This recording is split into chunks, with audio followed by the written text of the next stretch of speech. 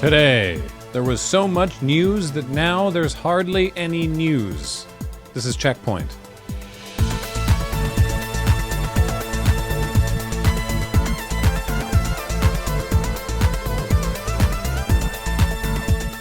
Welcome to CheckPoint. It's finally over.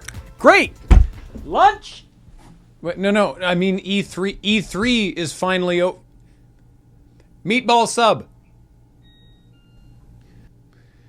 E3 happened last week, kinda, virtually, anyway, and as ever, E3 week continues to be the slowest news week for us at CheckPoint, because it's all just game announcements and trailers, which is fun, but very little we can really report on that isn't just reading a list of game titles, which E3 did themselves this year with the first ever official E3 awards, selected by a panel of editors from IGN, GameSpot, PC Gamer, Games Radar, and Chinese gaming sites IGN China and Game Bonfire, which is up there for alternate names for this show. Now, PC Gamer also sponsors the actual PC gaming show presentation at E3, so maybe that would be a conflict of interest if these awards mattered? All 14 of the awards are just most anticipated game split out by publisher. So, most anticipated Gearbox game went to Tiny Tina's Wonderlands, as opposed to all the other nuns of games that Gearbox announced at E3. And they didn't even announce that one at E3. It debuted at Jeff Keighley's Summer Games Fest, the Negaverse E3, and they simply reiterated it at the Gearbox E3 show. According to the E3 awards, the most anticipated in television game is Asteroids. And I definitely thought that was a joke because it's not 1979. But no, apparently, Intellivision has a retro chic home console coming out, and since they made a 10-minute video that they called an E3 presentation, they get an award. And if you think that's a joke, the actual game coming to the Intellivision Amico console is called Astro Smash, not Asteroids as listed on the official E3 website. Square Enix's most anticipated game is somehow Marvel's Guardians of the Galaxy, even though their Avengers game was and remains a complete failure, and Guardians suffers from the same issues where they've copped all the MCU art direction but don't have the likeness rights, so everyone looks like they're stunt doubles. Meaning if that is Square Enix's most anticipated game, that says a lot on how people are feeling about the seemingly endless Final Fantasy remixes and side projects. But then all anticipation means is that the marketing is working. It's an advertising award. It means we've made a cool trailer and said the words open world enough times that people think our game might be fun. It has zero bearing on the quality of the final game. Cyberpunk 2077 was the most anticipated game after E3, and look how that turned out. The only E3 award that wasn't just anticipation of a singular game was Best Presentation, which went to the new gaming superpower of Microsoft and Bethesda, which is impressive, considering that presentation was a banger of an hour, playing trailer after trailer, moving from hype to hype, culminating in a 20-minute deep dive on Forza Horizon 5, which was also the official E3 award for Most Anticipated Game, period. Because the big news out of E3, for me, was that apparently a tremendous number of people care an astonishing amount about Forza Horizon 5. Metroid Dread took 15 years of development before finally turning into a game because, according to producer Yoshio Sakamoto, the technology was not there at the time. Twice. This is their third attempt. It makes sense to wait for better technology, though, because as Samus ages, it's going to get harder and harder for her to fold herself up into a tiny ball. So don't take DeviantArt's word on that one. And don't act like it's not a real problem. I'm sure everyone here tried to roll themselves up like the fat kid in Hook just to finally have some sort of special move on the playground, only to get stuck in a storage tub and have your dad walk in on you wondering what the hell you were doing. If I tried doing that now, I'd either need a bigger tub, looser joints, or live closer to my dad. Sorry? Right, Metroid Dread. Metroid Dread. Nintendo also announced new amiibos to go with the new game, depicting Samus Aran in her new suit, and Emmy, the invincible sentinel robot who chases Samus without pause once she spots her. Personally, while I'm not a fan of the obsession trope, I am glad that Samus has finally got herself a girlfriend. New Final Fantasy just dropped, or rather, is slated to drop in 2022, but there's a demo out now. Developed with Team Ninja, of all people, the upcoming Stranger of Paradise Final Fantasy Origin was the subject of some online derision following its drab-colored debut trailer at Square Enix's lackluster E3 presentation, mostly because of the game's t-shirt-wearing protagonist and his repeatedly stated desires to kill chaos. What, if anything, this has to do with the origins for a series of, at most, tenuously connected but largely unrelated RPG titles remains to be seen. But we do know that game director Tetsuya Nomura wanted this game to be an exploration of, quote, the story of an angry man. And finally, thank God, I can't think of a storyline catered to less by video games than that of an angry man. With GPU prices still at record highs, availability at a record low, and the holy grail of inelastic demand driving the capitalist behemoth, companies are scrambling to manufacture more GPUs in the midst of a chip manufacturing shortage in China. MSI, however, has devised a clever plan to save us all. Meet the MSI GT730. This graphics powerhouse uses NVIDIA Kepler technology, comes with 2 gigabytes of DDR3 memory on a 64-bit bus, along with 384 CUDA cores and a 902 megahertz boost clock. And how does it perform? Handily. The GT730 gets great numbers, such as 299.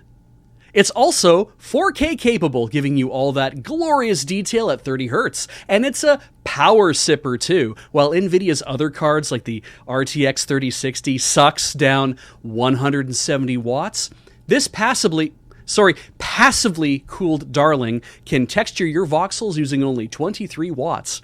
After 7 years of rigorously testing the GT730, NVIDIA's already decided to end-of-life the Kepler platform this year because it can't get any better. If you want to leap into the future and get yourself a brand new, as in manufactured this year, graphics card for that new rig you're building, MSI is expected to debut them in Japan for the door-crashing price of 4,565 yen, or 352 Norwegian kroner. At that price, buy a few, because it's only going to get more expensive from here.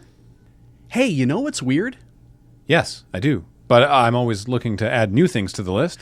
The Game Awards guy ran an entire E3 presentation of his own, but no Game Awards. And the E3 people ran their own E3 presentation, and it had Game Awards. Yeah. I just thought that was an interesting juxtaposition. It's not. Huh.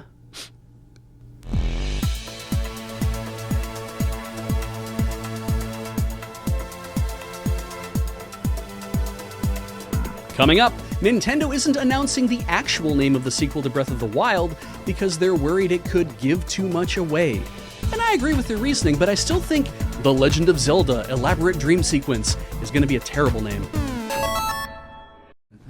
All right. It's time. I didn't tell Beej I was going to do this. It's time for the unofficial CheckPoint E3 awards. What's Beej's most anticipated game out of E3? I actually think it's Metroid Dread. That doesn't surprise me. That's high on my list. And what kills me about it is that the E3 awards picking Breath of the Wild 2 as the most anticipated Nintendo game is but we knew it was coming out. Mm-hmm. We already know that they're doing development. They've checked in a few times with us to say, this is a thing that's happening. I'm like, sure. Metroid Dread was completely out of the blue, and when I saw it, I was like, oh, yeah. I was just so excited immediately to be and I said that to Heather, and she's like, you don't understand that Metroid is nowhere near as popular as Zelda. And I'm like, I get that.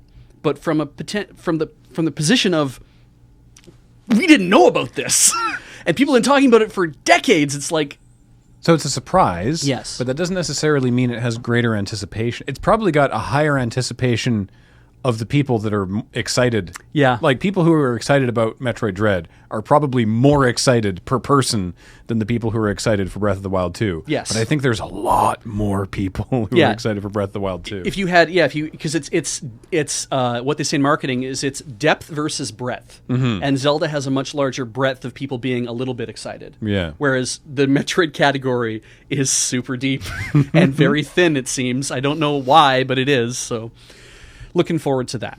Yeah. I saw a bunch of cool stuff. I watched Which 'Cause what is presentations yours, did I really? I don't know is the Okay. thing. Like, You don't want to just make it Cyberpunk 2077 again? it wasn't even my most anticipated game before I played it. Fair enough. I mean, honestly, Dread is up there. I'm excited for Breath of the Wild 2. The Shin Megami Tensei 5, not for me so much as just I'm excited. Because you get to see Kathleen excited. Yeah, I get because she's excited and I get to watch it. Yeah. Right? Surely Mario and Rabbids. Honestly, the first Mario and Rabbids game was great. I know you had talked about how surprised you were that it was as good as it was. I hate giving Ubisoft credit for stuff. Yeah, that's obviously. I mean, the new and in the same breath, the new Far Cry also looks fun. Though I haven't actually played Far Cry in the last several iterations, but you will PC game or you will also play a lot of other different stuff on different consoles. I am hard locked to Nintendo, so I am interested. You had a much wider palette to pull your colors from here. Yeah, and I don't know. I mean, was Microsoft Bethesda have anything that was kind of like? I will say that was a good presentation. Like the Microsoft Bethesda presentation was definitely the best presentation of the ones I saw. I do agree with the E3 awards leading to that, but it's hard to put a pin in a thing. I don't care about Forza is the thing, and I don't really care about Halo either. That's fair. Okay, and those were their two like marquee things. They teased a game called Contraband, which is being made by the team that makes Just Cause. Right. So whatever that is, I'm excited about it. They showed off again a teaser of Starfield, which is a Bethesda space game. Is it Followed in Space? Is that what people are thinking? Skyrim with lasers, I think.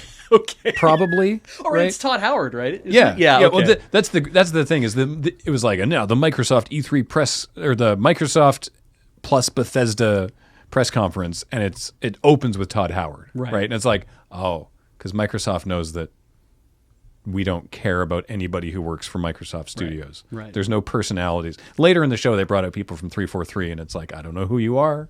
I don't care. So, we got to see Pete Hines again. That was nice. But yeah, I'm just looking down the rest of their list, and it's like Capcom, the great Ace Attorney Chronicles. Yes. I love it. Just indie games, Falling Frontier. I missed the indie game showcase. So, yeah, I don't know. I don't rightly know what my like.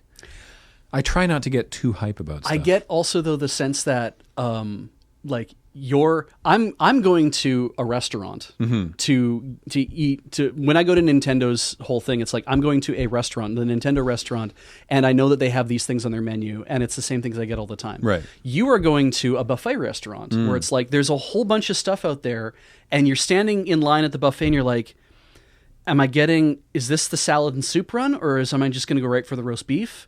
Or like, and what do I eat? And what is on that buffet? There's so much of it, and it's like, do I eat roast beef and chicken and ham and pierogies and this, or is it like, no, I got to kind of restrict myself this time to these things? I don't finish a lot of games. Right.